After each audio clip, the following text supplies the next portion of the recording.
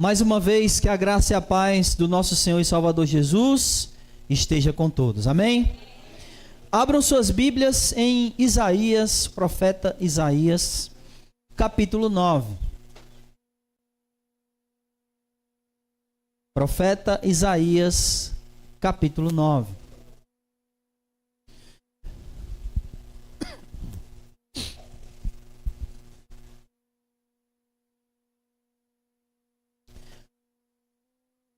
Meus irmãos, o anúncio de coisas boas é sempre muito interessante, é ou não é? Imagine que nós chegássemos em casa agora e recebêssemos a notícia que o preço da gasolina baixou. Hein? Ou o salário mínimo aumentou, hein? Rapaz. O gás agora é R$50. Já pensou? Nesse governo impossível, né? Mas, assim, imagine que o anúncio de coisas boas é sempre bom, não é? Quando a gente recebe a notícia de um amigo, de um parente que diz, olha, eu vou casar, a gente fica, rapaz, parabéns, né? Ou alguém que vai ter um filho, né? A pessoa engravidou, o casal estava tentando lá há algum tempo, e aí a mulher engravidou, glória a Deus. É quando os filhos passam na faculdade, ou então quando se formam, né? Não são notícias boas. E notícias boas sempre é algo muito maravilhoso. O texto que nós iremos ver hoje é sobre isso. É sobre um anúncio. Mas não um anúncio qualquer. Não é apenas um anúncio de uma coisa boa. Mas é o maior anúncio de todos os tempos. É o anúncio que mudou a história da humanidade. É o anúncio que mudou o destino de muitas pessoas. E é exatamente isso que nós iremos ver hoje. Isaías capítulo 9, a partir do versículo 1, diz assim: Entretanto, não haverá escuridão para a que estava aflita. Em tempos passados, ele humilhou a terra de Zebulon e a terra de Naftali. Mas no futuro, fará glorioso o caminho do mar, além do Jordão, a Galileia dos gentios.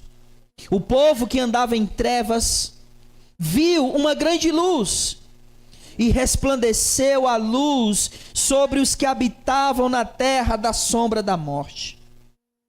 Tu multiplicaste este povo e lhe aumentaste a alegria. Todos se alegrarão diante de ti, como se alegraram na colheita e como exultam quando se repartem os despojos. Pois quebraste o jugo da sua carga e a canga do seu ombro, que é a vara do castigo do seu opressor, como foi no dia de Midian.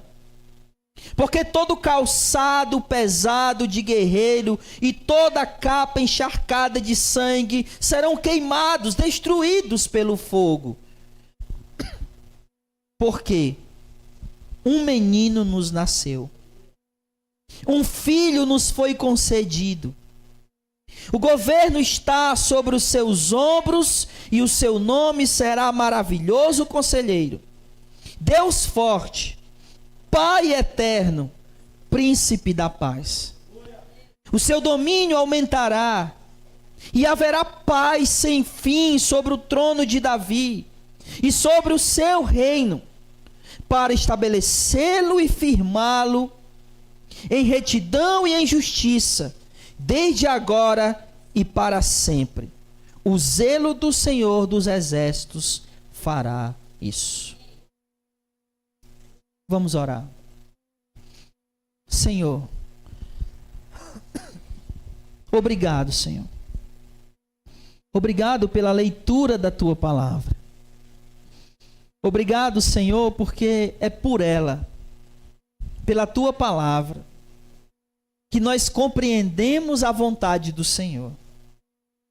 E nessa noite, onde nós já rendemos a Ti adoração através de cânticos, através das nossas ofertas, nós já entramos em comunhão com o corpo do Senhor, através da ceia, comunhão contigo e comunhão com os meus irmãos, a igreja. Tudo isso nós já fizemos e fizemos em Teu nome. E é chegado o momento, ó Deus, que a Tua palavra é pregada, é anunciada, é ensinada e aplicada ao nosso coração. Portanto, a nossa oração é que o Teu Espírito Santo e bendito venha, Senhor, venha de encontro a nós, preparando o nosso coração, iluminando o nosso entendimento para a compreensão da Tua palavra, para guardarmos a Tua palavra em nosso coração. Senhor, nos prepara, toca-nos e fala ao coração de todos nós, pela palavra do Senhor. Deus, fala conosco. Esse é o nosso pedido nessa noite, humildemente, fala conosco. Que a Tua palavra, Senhor, traga a cada um de nós aquilo que precisamos. Não o que queremos, mas o que precisamos. Se precisamos de exortação, assim ela traga. Se precisamos de ânimo, de conforto, faz assim pela Tua palavra. Se precisamos de correção, ó Deus, pela Tua palavra nos corrige. Mas que possamos receber do Senhor, pela Tua palavra, aquilo que necessitamos. Em Jesus, no nome dEle, do nosso Senhor e Salvador, é que oramos e nele agradecemos. Amém, Senhor. O livro de Isaías, ele traz essa perspectiva. Essa perspectiva de um anúncio ao povo. E essa perspectiva, ela era grande porque o povo naquela época, na época de Isaías, ele estava cometendo idolatria a níveis inimagináveis. O livro de Isaías é a voz de Deus ao povo, chamando esse povo ao arrependimento, pelo fato deles estarem adorando todo tipo de ídolos, entre os quais estava Baal, ao qual eles estavam sacrificando seus próprios filhos. Então o nível de idolatria chegou a níveis inimagináveis. E portanto Deus envia o profeta Isaías com esse anúncio. Qual o anúncio? De que Deus iria punir o povo. De que Deus iria castigar esse povo por causa de toda a maldade, por causa de todo o pecado, por causa de toda a idolatria que aquele povo estava cometendo. Então o profeta Isaías vem com esse anúncio de que aquele povo iria ser levado como cativo, como escravo para a Babilônia. Algo que aconteceu e inclusive a gente já estudou aqui. Só que o anúncio do Senhor, através do profeta Isaías, ele não parou apenas na parte da punição. Ele não fica apenas nessa parte. O profeta Isaías, ele vai além e ele anuncia uma esperança para aquele povo. Que seria punido, que seria levado cativo, que estava destruído, que se tornaria destruído cada vez mais. Porque seria invadido, seria levado como escravo, Jerusalém ia ficar em ruínas. Então todo esse anúncio Isaías estava fazendo, mas ele não parou nesse anúncio. Ele foi além, aliás, ele continuou anunciando uma esperança para aquele povo, que agora estava em pecado, que iria ser condenado, mas iria ser restaurado. Então, Isaías, ele está anunciando isso para aquele povo. um anúncio de resgate, um anúncio de esperança, um anúncio de restauração e de salvação. E é isso, irmãos, que aquele profeta estava trazendo para aquele povo. E como nós iremos ver, ele também traz isso, que ainda está disponível para cada um de nós hoje. Amém? Então vamos lá. Aquele povo que estava recebendo esse anúncio da destruição, também recebeu do profeta Isaías o anúncio de esperança. Então veja comigo, versículos 1 e 2 do capítulo 9. Ele diz o seguinte: entretanto, não haverá escuridão para que estava aflita.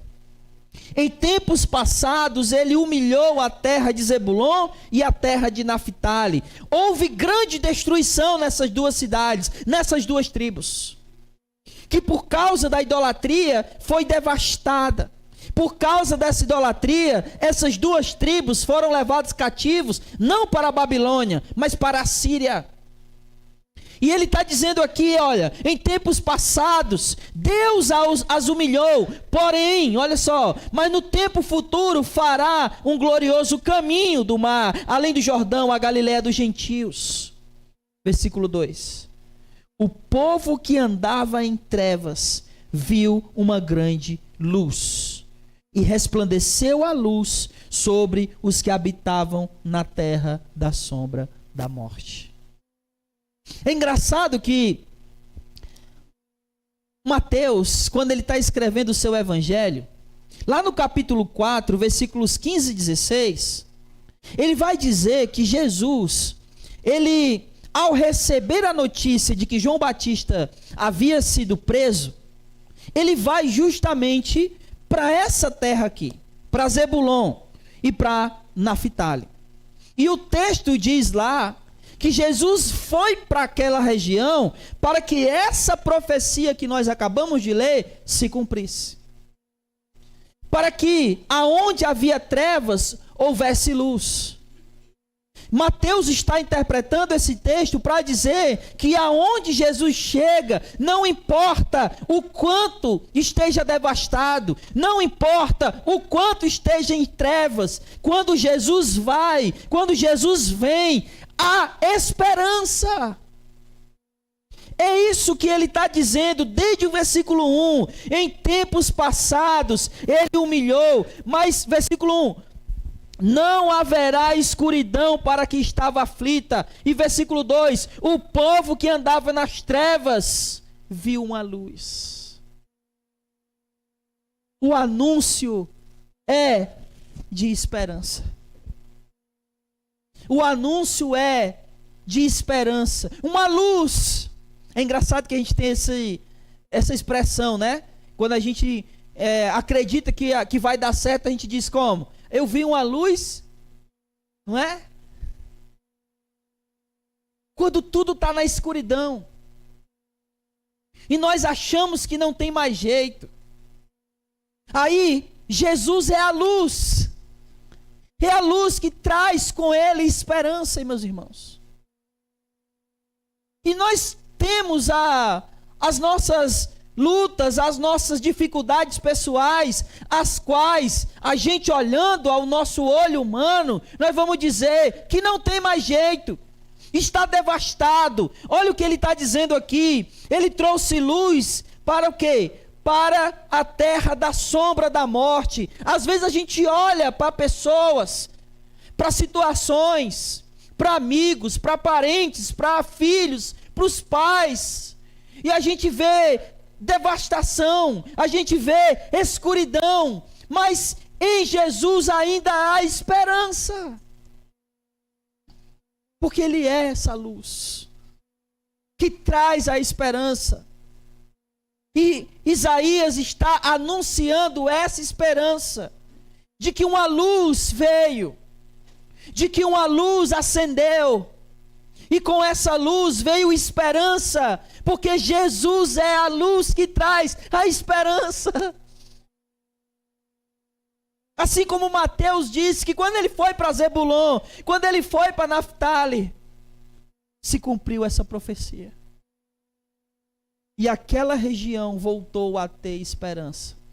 Porque a luz, que é Jesus, para lá foi. E quando a luz, que é Jesus, para cá vem, a esperança. E Isaías está anunciando a esperança para aquele povo. E a esperança para nós ainda hoje. Eu não sei, irmãos, quais são as suas lutas. Eu não sei o que você diretamente tem enfrentado hoje. Eu não sei para onde é que você quer levar essa luz. Eu não sei para que escuridão, eu não sei para quem. Mas eu quero dizer para você que assim como o profeta Isaías está anunciando para aquele povo que há luz, há para nós também. Há luz e esperança para os nossos, para nossos filhos, para nossos pais, para nossos parentes, para nossa casa. Porque Ele é a esperança. Ele é a luz que brilha na escuridão. E quando nós vemos a luz brilhando, nós sabemos que há esperança, porque a luz brilhou. Esse é o anúncio de Isaías aqui. A luz brilhou. A esperança para Zebulon, a esperança para Naftali, porque a luz chegou lá. E aonde a luz chega, a esperança brota. A esperança nasce.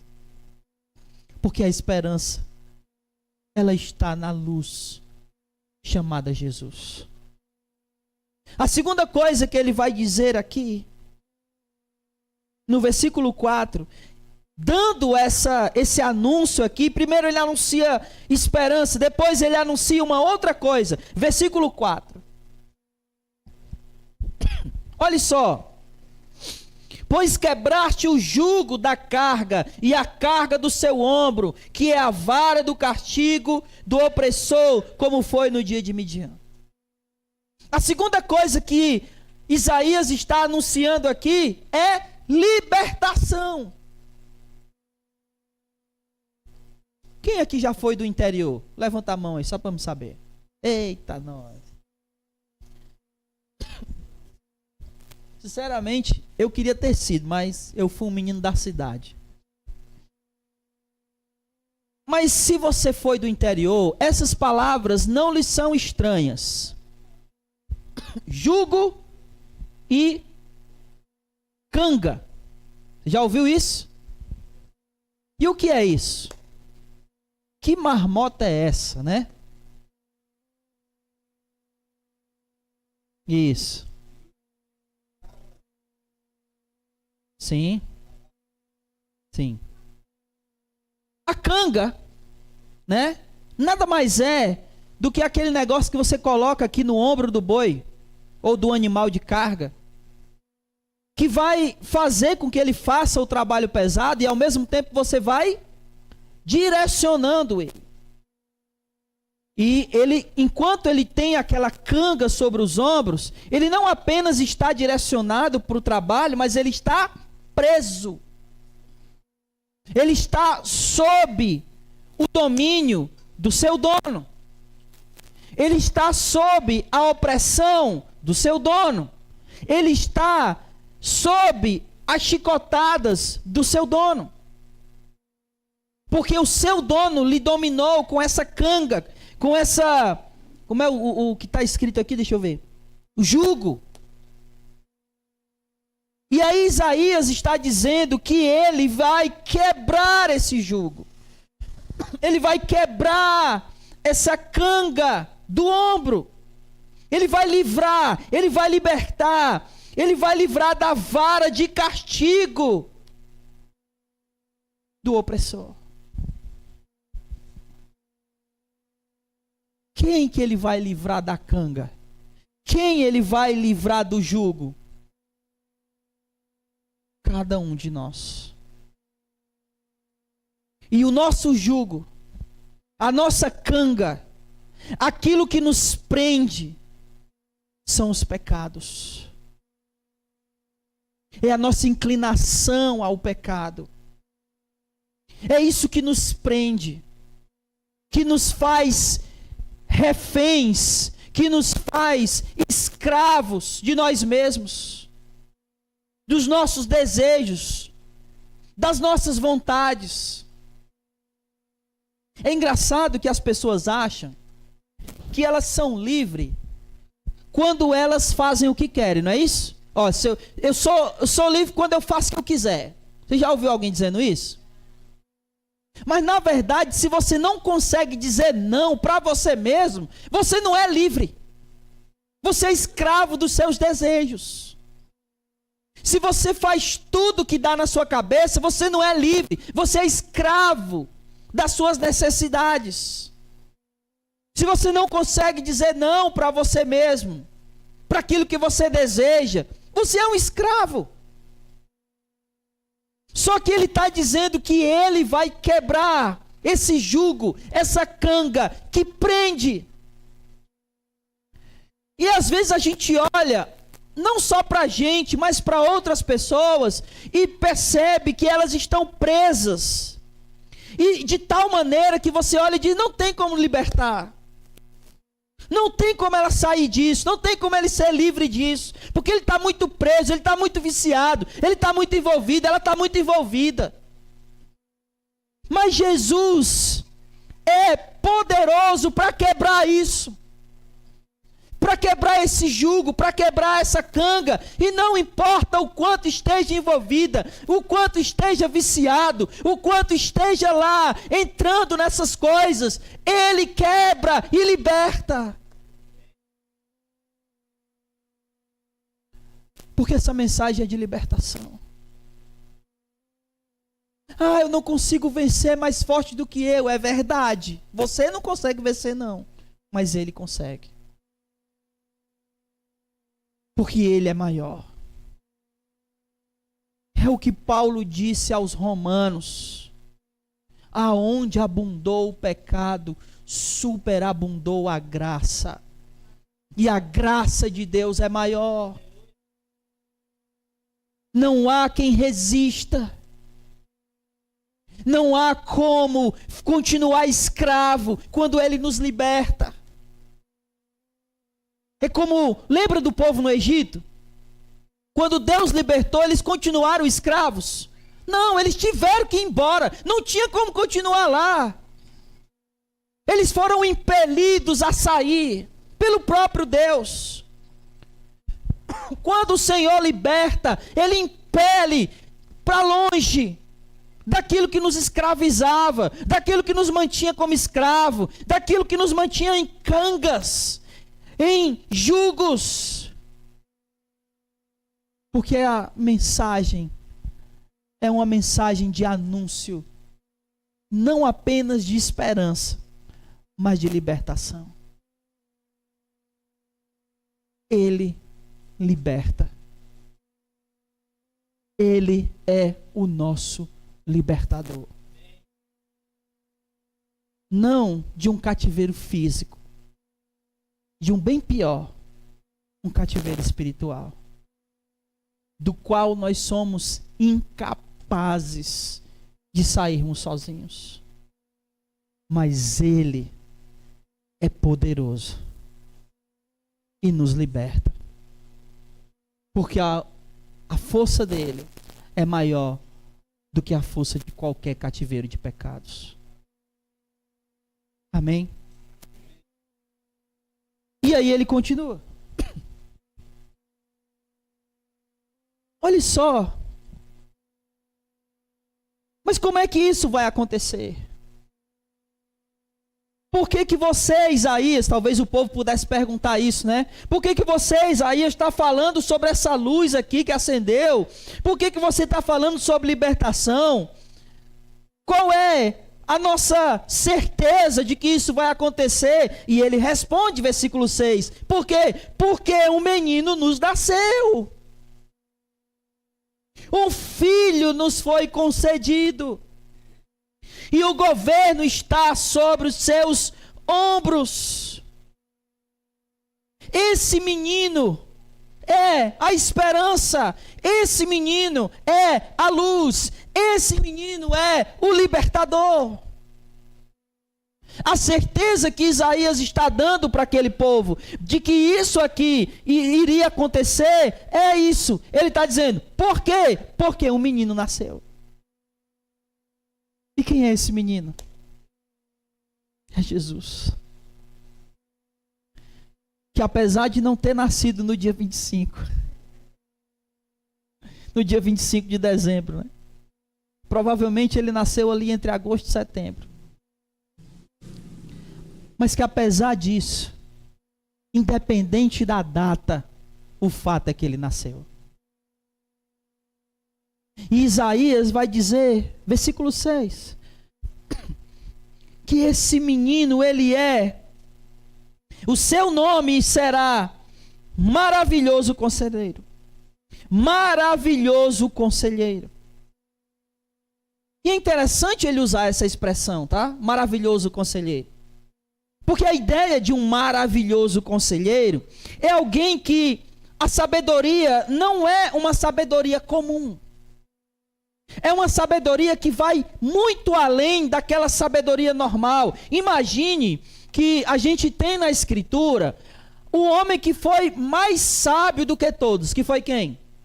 Salomão, não é? Aí você multiplica essa sabedoria por bilhões.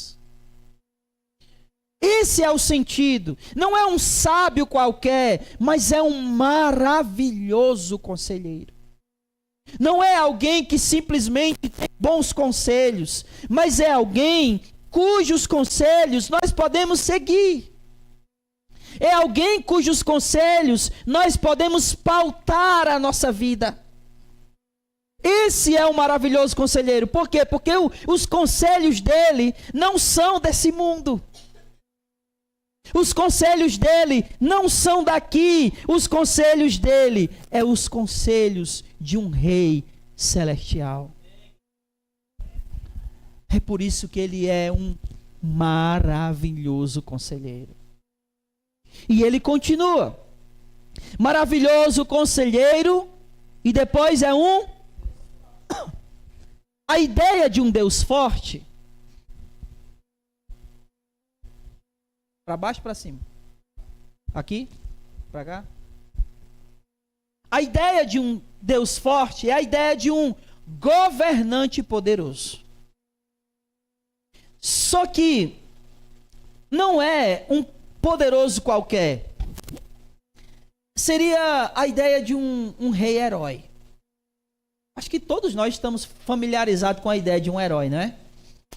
E nesses dias, né, a gente ficou sabendo aí que vai sair o Super-Homem, né? O Homem de Aço. Aquele herói que salva o mundo, né? Eu não sei se você sabe, mas a ideia do Superman ela tem essa ideia mesmo de um salvador que vem de fora. Que não é desse mundo, mas que ele veio para salvar o mundo. A ideia do Superman tem essa ideia. Então a ideia aqui do Deus forte é um Deus cujo o seu poder, ele vence. Ele é um herói. E é interessante a junção aqui do maravilhoso conselheiro com o Deus forte. Porque ele não é só um Deus poderoso, mas ele é um Deus poderoso e sábio. A junção das duas coisas é perfeita. Porque nós tivemos, por exemplo, se nós pensarmos em reis terrenos, nós tivemos um rei poderoso que era o Davi. Um rei guerreiro, um herói. E por outro lado, nós tivemos um rei sábio que era Salomão. Então ele está aqui dizendo que é o melhor das duas coisas. É um maravilhoso conselheiro, sábio. Mas ele é um Deus poderoso, que vence as batalhas, que não é derrotado por ninguém, porque ele é aquele que salva, que vence, que é herói. A outra coisa que ele vai dizer aqui, maravilhoso conselheiro, Deus forte, Pai da eternidade. Na verdade, essa tradução seria melhor se fosse Pai eterno. Porque a ideia aqui é justamente um Pai que é eterno. Um Pai que mora na eternidade, ou um Pai que será o nosso Pai eternamente. Mas não um Pai qualquer. É um Pai que cuida. É um Pai que protege. É um Pai que provê. É aquela figura de um verdadeiro Pai. Não é o que a gente chama de palhaço, né? É um Pai. E esse Pai não nos abandona. Esse Pai cuida, protege e provê. Além de ser sábio, além de ser poderoso.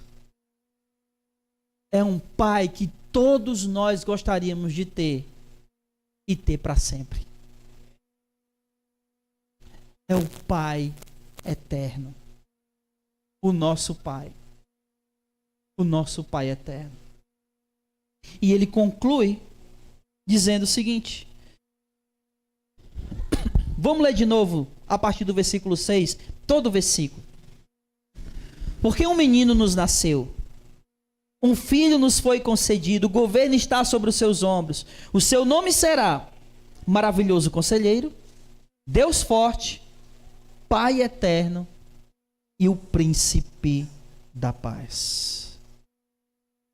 Ele é aquele em quem nós encontramos a paz.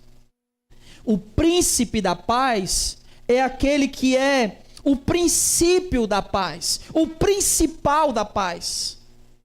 Mas não a paz qualquer.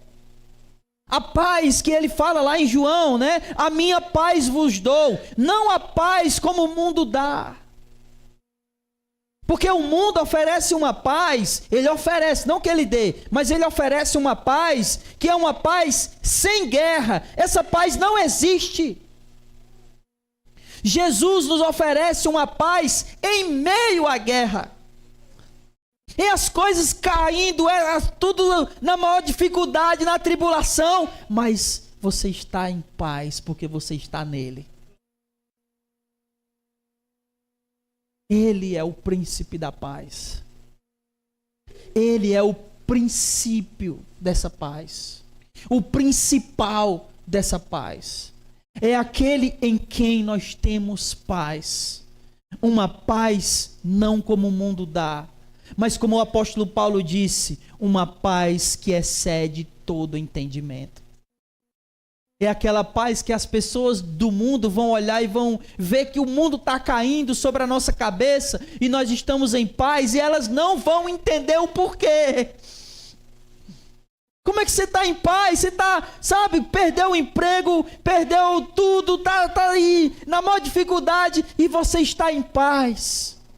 Uma paz que excede todo entendimento. Essa paz vem de Jesus. Porque ele é o príncipe da paz. E por último, versículo 7. O seu domínio aumentará e haverá paz sem fim sobre o trono de Davi. E aqui, nesse menino, Deus estava cumprindo o que ele havia prometido para Davi, quando ele disse, não te faltará sucessor no reino. E esse menino, Cristo que viria, que é Jesus, ele é da tribo de Judá, da raiz de Davi. E por isso o profeta aqui, Isaías, está dizendo, o domínio aumentará e haverá paz sem fim sobre o trono de Davi. Deus cumprindo a promessa com Davi e sobre o seu reino, para estabelecê-lo e firmá-lo em retidão e justiça. Olha só. É um reino de retidão e justiça. Você parou para pensar aqui nas promessas? É uma promessa de esperança, de libertação. É uma promessa de um conselheiro ao qual você pode guiar os seus passos através dele. É uma promessa de alguém que você pode confiar que vencerá as batalhas. É a promessa de alguém que será um pai maravilhoso e bondoso eternamente. É a promessa de alguém que nos dará a paz em meio às tribulações. É a promessa de um reino de retidão e justiça. E em meio a um mundo injusto, Ele nos promete e nos garante estarmos presentes, fazermos parte de um reino justo e reto. Prestou atenção aqui, irmãos? E quando será esse reino? Quando será esse reino?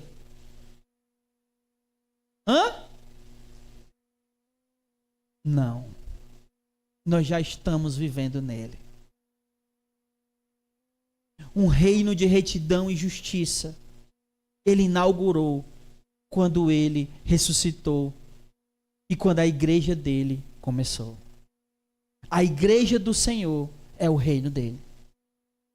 E a igreja do Senhor é um reino de retidão e justiça. Por isso ele pede, ele exige, na verdade, que a gente ande em santidade e retidão. Se nós somos e fazemos parte desse reino, e esse reino é um reino de justiça e retidão, nós precisamos andar de acordo com esse reino. Caso contrário, não fazemos parte dele. Caso contrário, não seria justo. Você acha justo o Senhor morrer para perdoar os nossos pecados, derramar o seu sangue para nos lavar e nós continuarmos vivendo nos nossos pecados? Aonde estaria a justiça aí? Não é justo. E se esse reino é um reino de justiça e retidão, é justo que ele, uma vez morrendo por nós, nós venhamos viver em retidão nesse reino. Mas lembre-se dessas promessas. Quais são as promessas?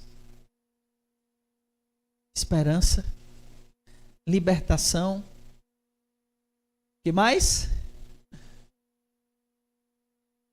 Um conselheiro maravilhoso para guiar os nossos passos. Um rei poderoso que vence batalhas. Um pai eterno que cuida de nós eternamente. E alguém que nos dá a paz. E assim, podermos viver num reino de justiça e retidão. Isaías, como isso é possível? Porque um menino nos nasceu. Um filho nos foi dado. Você crê assim, meus irmãos? Jesus é esse menino. Jesus é a nossa esperança de libertação. Sem Ele, irmãos, nós estaríamos perdidos em nossos pecados. Sem Ele não haveria nem esperança, muito menos libertação. Sem Ele nós ainda estaríamos presos, aprisionados em nossos pecados. Mas Ele nasceu. Ele que é a luz, Ele que é a esperança, Ele que é o libertador, Ele que é o maravilhoso conselheiro, Deus forte, Pai da eternidade e príncipe da paz. Ele, Jesus. E portanto, Ele é essa promessa de restauração, a qual o profeta Isaías está falando aqui para aquele povo e também para nós. Ele é a promessa. Ele é a promessa da graça de Deus sendo derramada. Ele é a promessa de um Deus que não somente promete, mas um Deus que cumpre as suas promessas. E assim como Ele prometeu aqui em Isaías, ele cumpriu. Porque um menino foi prometido e um menino foi dado. Um filho foi anunciado e um filho nasceu. E o governo está sobre os seus ombros. Jesus é o menino que nasceu. E ele é o governante sobre o qual o reino dele está estabelecido. E nele nós temos um conselheiro. E nele nós temos um Deus forte. Nele nós temos um Pai eterno. Nele nós temos o que mais? Lembre-se, vamos? O príncipe da paz. Que paz? A paz que excede todo entendimento. Como eu disse no início, anúncios de coisas boas são muito bons, né? É muito bom você receber uma boa notícia. Só que Jesus, ele é maior do que qualquer anúncio que nós pudéssemos receber hoje à noite. Eu comecei falando, já pensou em chegar em casa e ouvir que a gasolina baixou, né? O gás baixou, o salário aumentou. E todos esses anúncios, essas notícias são boas. Mas nenhuma delas se compara com a notícia de que um menino nos foi dado. Que um filho nos nasceu. E que o governo está sobre os seus ombros. E que ele é um maravilhoso conselheiro. Um Deus forte. Um Pai da eternidade. E o príncipe da paz. Que todos nós, irmãos, todos nós, possamos, de verdade, nunca esquecer disso. De que essa promessa que é Jesus, ela foi dada e ela foi cumprida. E que em todos aqueles que estão nele, há a esperança, há a libertação. E todos nós, hoje, por causa do nascimento de Jesus, vivemos no reino de justiça e de retidão. Amém? Lembre-se disso. Novamente, um menino nos nasceu. Um filho nos foi dado. E o governo está sobre os seus ombros. Que o nome do Senhor seja exaltado e glorificado hoje e para todo sempre. Fique de pé e vamos orar.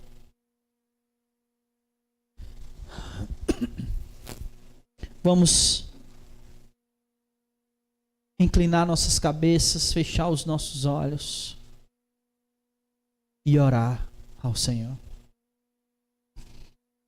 Amado Deus, Pai,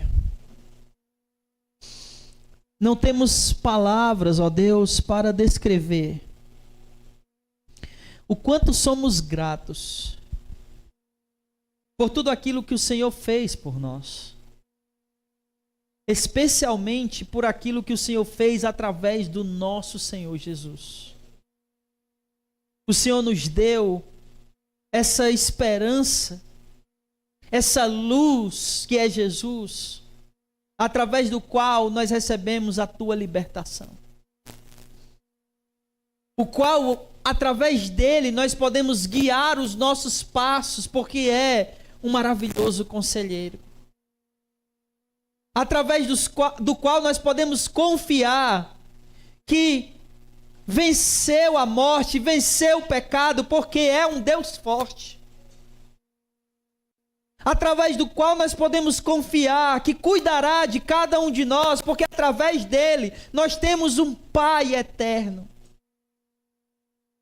E através do qual nós devemos ter a certeza de que teremos a paz nele. Não uma paz como o mundo dá, mas uma paz que excede todo entendimento.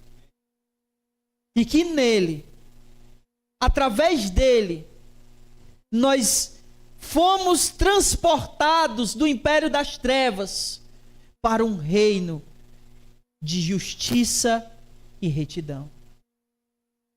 Pai, muito obrigado, porque sem o nosso Senhor Jesus, nada disso seria possível. Ele é a esperança. O teu profeta Isaías não estava apenas apontando para Jesus. Ele estava, na verdade, anunciando claramente que Jesus é o Messias e que nele nós temos esperança, libertação, de vivermos num reino justo e reto. Muito obrigado, Senhor. Obrigado pela palavra do Senhor. Obrigado por esse culto ao qual o Senhor nos deu o privilégio de prestarmos aqui. Queremos pedir do fundo do nosso coração, aliás, esperamos do fundo do nosso coração, que esse culto tenha sido agradável a Ti. Que em nossa adoração, ó Deus, tenha estado o nosso coração. Que o nosso coração possa ter estado no Senhor em cada momento que fizemos aqui nessa noite. Abençoa-nos, ó Deus. Leva-nos em paz. Nos dá uma semana na Tua presença. E que nessa véspera de Natal, que acontecerá na próxima terça-feira, nós possamos lembrar de que o Senhor nos deu um menino. Que ele nasceu. E que sobre os seus ombros está o governo de tudo. E ele é maravilhoso conselheiro, Deus forte, Pai da eternidade e o príncipe da paz. Coloca isso em nossa mente, em nosso coração. E que nessa semana a tua presença seja cada vez mais viva e real na vida de cada um de nós. Leva-nos, protege-nos, abençoados. E Senhor, continua conosco. Esse é o nosso pedido. E em nome de Jesus, esse também é o nosso agradecimento. Hoje e para todo sempre. Amém. E louvado seja o teu nome. Vamos em paz, que o Senhor nosso Deus nos abençoe e não saia sem cumprimentar o irmão com a paz de Jesus. Amém.